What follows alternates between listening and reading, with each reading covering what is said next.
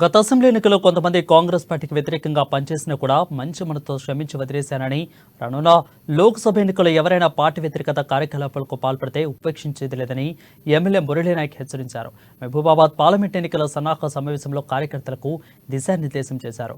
వచ్చే పార్లమెంట్ ఎన్నికలు ఎంతో ప్రతిష్టాత్మకమని, అసెంబ్లీ ఎన్నికల్లో పనిచేసిన దానికంటే ఎక్కువ కష్టపడాలని అన్నారు.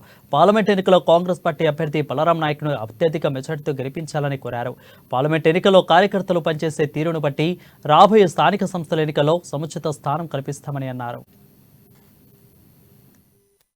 ముఖ్యమంత్రి కల్వకుంట్ల చంద్రశేఖరరావు గారు ఒంటెతో పోకడలతోటి అక్కడ ఎమ్మెల్యేలు గెలవని తెలిసి కూడా అరాచకాలు చేశారు, భూ కబ్జాలు చేశారు, ప్రజలను ఇబ్బందులు పెట్టారని తెలిసినా కూడా నేను గెలిపించుకుంటానని చెప్పేసి వారు అదే ఎమ్మెల్యేలను రెండవసారి వారు టికెట్లు ఇవ్వడము వారి గొప్ప ముంచింది.